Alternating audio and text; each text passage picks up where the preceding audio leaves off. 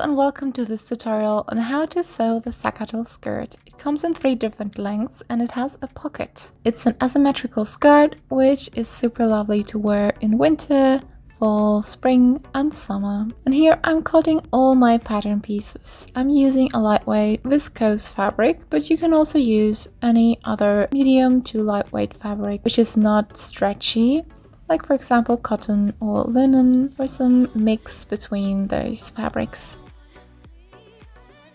The first step after cutting my pattern pieces is to hem the bottom pieces. We have the front bottom and the back bottom piece, and I'm simply folding over the hem twice for 1 centimeter. And the front piece is curved on one side, which can be a bit trickier, but you'll manage if you take your time, and simply fold it over like this and iron over it, which will make it super easy to sew in one go.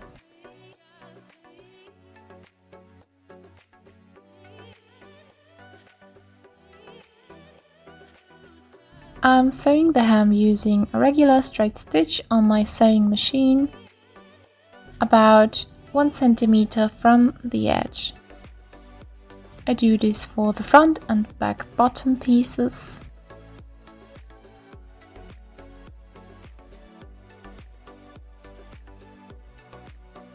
And it will look like this, a neat hem for the front and back pieces.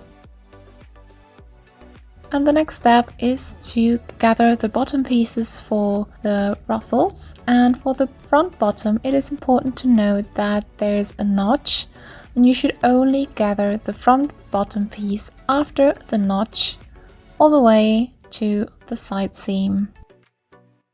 I gather the fabric using the longest stitch on my sewing machine and leave a little bit of thread at the end and beginning to pull afterwards.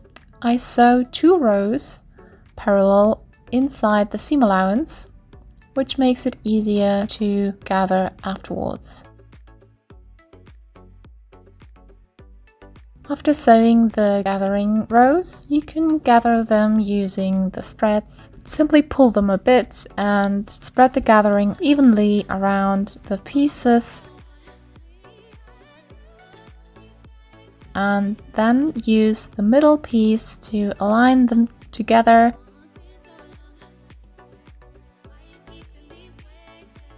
And simply sew them together with a straight stitch.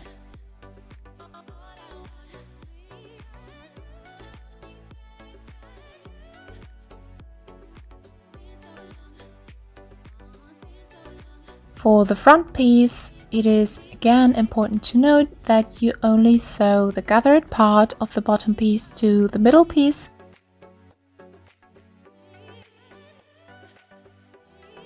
The part after the notch is not sewn to the middle piece. And then we can go on and clean the edges by using an overlock, for example, but you can also use a zigzag stitch on your sewing machine. Finish the seam and then fold the seam allowance to the top and top stitch the seam allowance to the middle pieces. I'm sewing about 5 to 7 millimeters from the edge to secure the seam allowance, which makes it look much neater.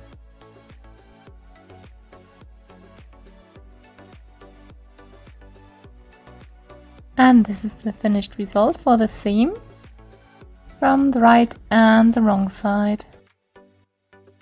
Next up, after doing these 2 bottom pieces, we sew the middle pieces to the top pieces.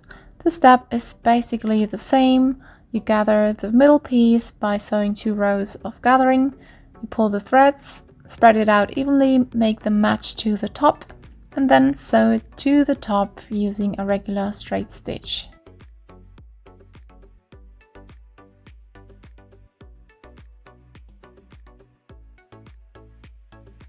Don't forget to finish the seam and top stitch the seam allowance to the top pieces. And I quickly do the same all over for the back pieces as well. I finished the seams, And this is what it looks like. Very neat. So I have my 3 tiers. Now we can move over to the front. The main front piece should be sewn to the front ruffle first. So we do the same, we gather the front ruffle, spread it out, make it match to the front piece.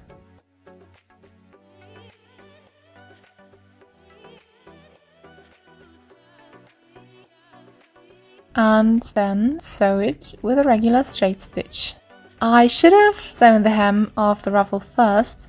I forgot to do so before this step. I will do it afterwards. Like we did for the bottom pieces, you just fold it over twice for 1 centimeter. And then top stitch the hem to make it look nice and neat. It's easier to do it before you sew it to the main piece, so I would suggest you do that. But it's also okay to do it afterwards if you forgot. And now we're ready to sew the main piece, including the ruffle, to the tiers. And for the tiers, we have notches on the main piece, which should be aligned to the seams between the tiers, the 2 seams between the top and middle, and the seam between the middle and the bottom. Align those with the notches on the main piece. And then you can simply sew it together, including the ruffle, which is sandwiched between the main piece and the tiers of the front.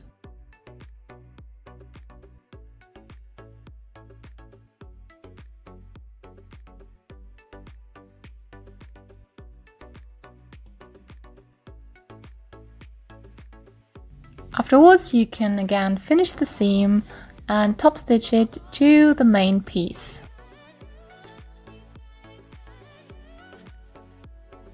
And this is what it looks like. Looking super cute already.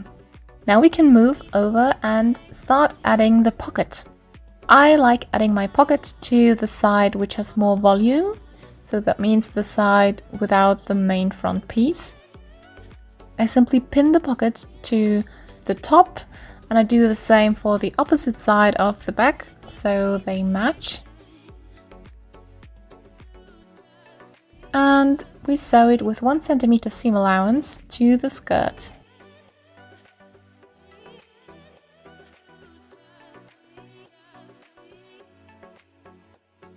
Do the same for the back.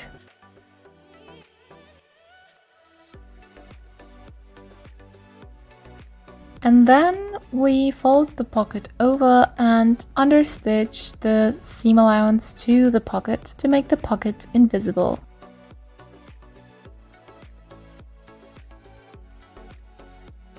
Now that we've added the pockets to the front and back, we can simply put them together at the side seam and sew the side seam, including the pocket, together. Make sure to align the seams between the tiers again and align the pockets, of course.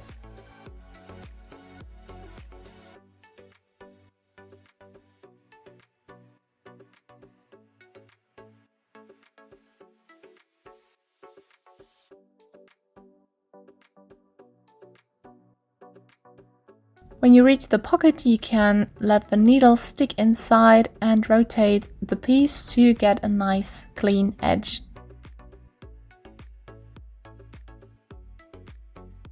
Then I'm finishing off the side seam, including the pockets, to make it look very neat from the inside as well.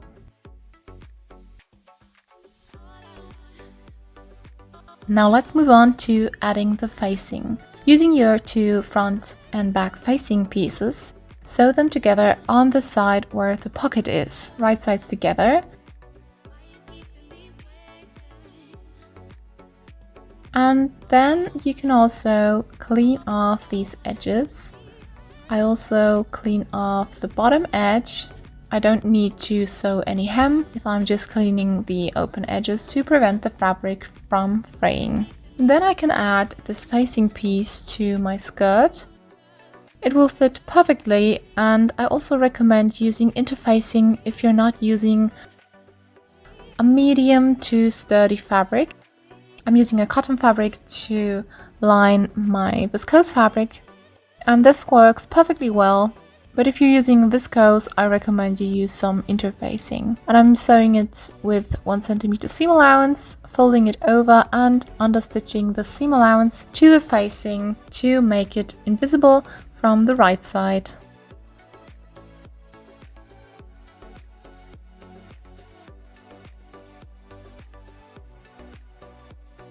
The next step is to clean off the edges of the open side seam we haven't sewn yet, and now we will add the zipper to this open side seam.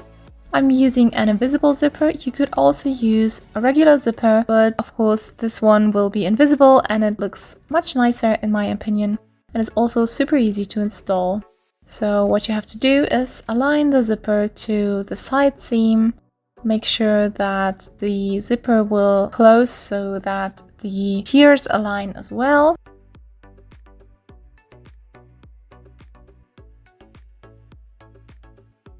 Don't pull the fabric too much to make it lie very smoothly.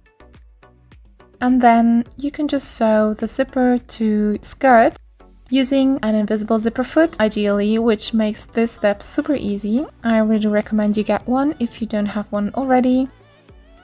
You just put the zipper inside this little hole and it sews directly next to the zipper, which makes it look very neat and almost undetectable in the end.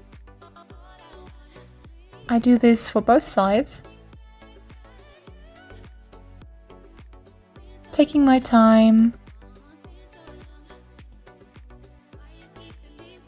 and then I close the remaining side seam underneath the zipper, sewing a little bit above the point where the zipper starts to make it disappear fully.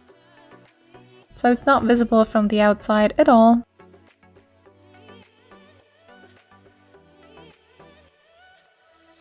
And this is the finished result for the zipper.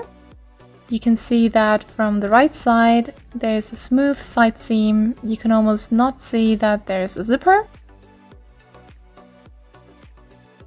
And now we just have to sew the facing to the zipper.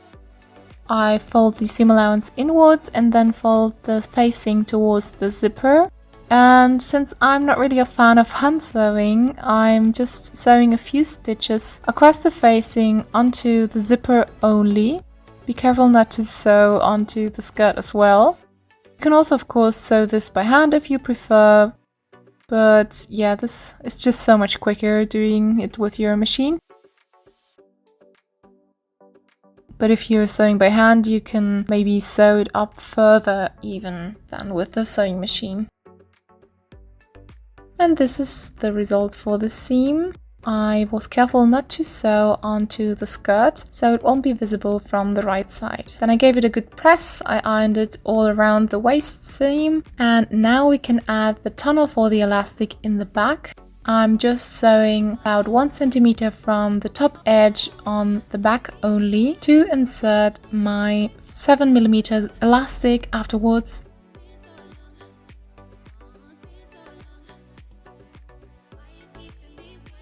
And I'm stopping a little bit before the zipper to be able to insert the elastic comfortably.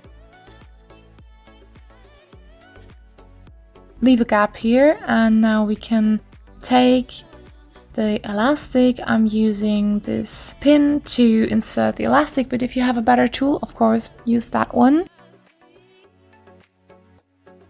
Might be a bit tedious, take your time getting it all through the tunnel.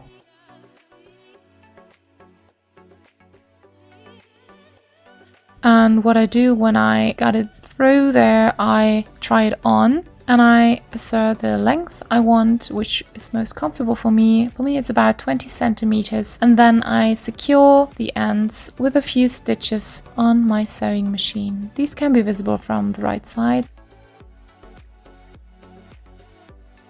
And I also secure it on the other side after I tried it on and determined the length. I trimmed the remaining elastic and this is the finished result. You can make varying lengths. I included 3 different lengths in the pattern.